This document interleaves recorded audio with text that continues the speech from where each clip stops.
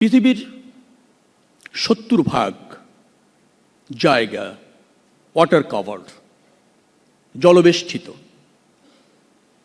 এটি সম্পর্কে জানা বুঝা, এর আভ্যন্তরীণের ভৌত কাঠামো, কিভাবে মানব কল্যাণে তার সর্বোত্তম ব্যবহার নিশ্চিত করা যায়, মহান আল্লাহ কি সম্পদ তার আভ্যন্তরে রেখেছে তা পরিপূর্ণভাবে জানার চেষ্টাটাই হচ্ছে হাইড্রোগ্রাফি। আমি যদি বুঝে থাকি, নিরাপদ যাতায়াত সমুদ্রে অথবা নৌ, বিস্তৃত যাতায়াত, নির্বিঘ্ন যাতায়াত নিশ্চিত করতে পারে যদি উপযুক্ত হাইড্রোগ্রাফি ফাংশন করে। আমাদের অর্থ, আমাদের বাণিজ্য, দুটি বন্দর সচল, চট্টগ্রাম এবং মোংলা, আরও দুটি বন্দর বাস্তবায়নের পথে আমরা কিছুটা ফাংশন করছেও পায়রা। অর্থাৎ আমাদের বাণিজ্য এবং অর্থনীতিতে গুরুত্বপূর্ণ ভূমিকা রয়েছে নৌপথের এবং সমুদ্রপথের। সেটার সর্বোত্তম ব্যবহার করতে গেলে হাইড্রোগ্রাফি আমাদেরকে দারুণভাবে সহায়ক করবে। যার ফলে এই যে হাইড্রোগ্রাফি কমিটি যারা আছেন, আমি যতটুকু জানি বাংলাদেশ নৌবাহিনীর উপর ৮৩ সালে ১৯০০ এই দায়িত্বটা দিয়েছিল এই রাষ্ট্র, এবং তারপর থেকে তারা এটার সর্বোত্তম সদ্ব্যবহার করতে সজাগ রয়েছে, সচেষ্ট রয়েছে, যার সুফল বাংলাদেশের অর্থনীতি এবং বাণিজ্য তো পড়েছে। আমাদের বাণিজ্যের প্রায় ৯২% বলতে পারেন চট্টগ্রাম বন্দর কেন্দ্রিক, এবং তার নেভিগেশন সহ তার জাহাজ চলাচল নিরাপদ উৎসাহিত করার জন্য যদিও আন্তর্জাতিক বিশ্বের চেয়ে আমরা পিছিয়ে আছি, স্বীকার করতে অসুবিধা নেই, কিন্তু আমরা করছি আমাদের সামর্থ্য মতো করছি, এবং সেটাকে আরো বিস্তৃত করতে চাই, প্রসারিত করতে চাই।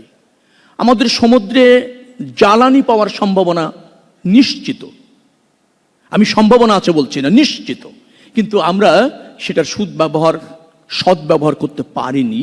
বিগত সরকারের সময় আমরা দেখেছি আন্তর্জাতিক আদালতে আমরা বিস্তীর্ণ সমুদ্র সীমা পেলাম, অঞ্চল পেলাম, এবং সেটা আমাদের প্রতিযোগী রাষ্ট্র যারা ছিল ওই সীমানা নিয়ে তারাও মেনে নিল।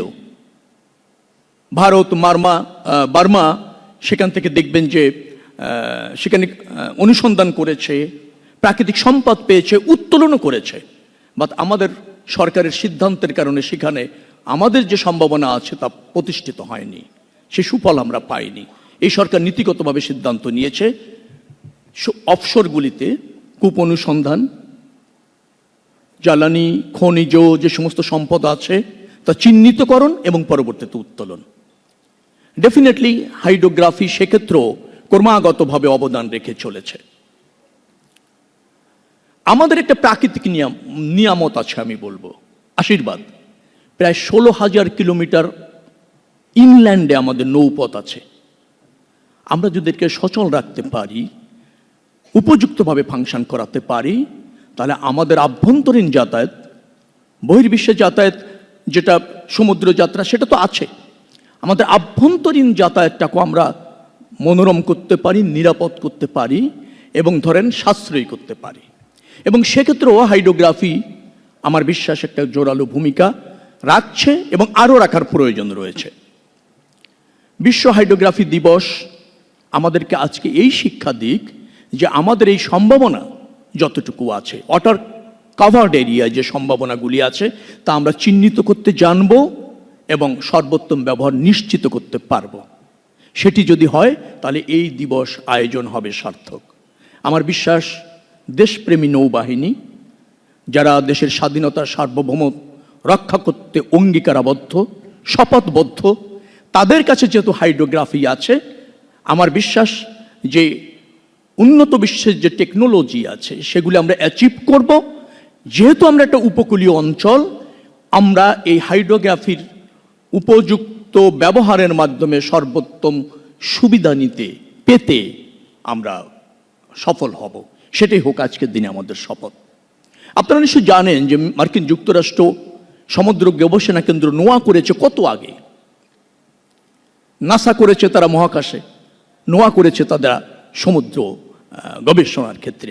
তার মানে ৭০% জলরাশি দ্বারা কাভার যে এরিয়া আছে সেখানে অমিত সম্ভাবনা রয়েছে মানব জাতির জন্য। যে যত দ্রুত সেখানে পৌঁছাতে পারছে, বিচরণ করতে পারছে, নিয়ন্ত্রণ নিতে পারছে, সেই জাতি তত ডেভেলপ করছে। আমরা যেহেতু উপকূলীয় অঞ্চল, আমি দৃঢ়ভাবে বিশ্বাস করি আমাদের এখানে আরও মনোযোগী হওয়ার প্রয়োজন রয়েছে। একটা নির্বাচিত সরকার আছে, আমার আপনাদের সাথে যুক্ত নৌ মন্ত্রণালয়ের দায়িত্ব আছে। আমি অঙ্গীকার করতে চাই এই ক্ষেত্রে আরও উন্নয়ন, এই ক্ষেত্রের আরও সমৃদ্ধির জন্য যে পরিকল্পনা আপনারা নেবেন, সরকার এবং আমার মন্ত্রণালয় আপনাদেরকে সর্বোত্তম অ্যাসিস্ট্যান্ট নিশ্চিত করবে। আমরা সবাই আমাদের এই যেহেতু উপকূলীয় দেশ, আমরা ডিজাস্টারও আছে, কিছু সুবিধা যেমন আছে, কিছু ডিজাস্টারও আছে। তো আমরা সমন্বিত গবেষণা, অনুসন্ধান এবং কর্মতৎপরতার মাধ্যমে জাতি হিসাবে এগিয়ে যাব। হাইড্রোগ্রাফির সর্বোত্তম সুফল আমরা পাবো, সেই প্রক্রিয়া নিশ্চিত করব।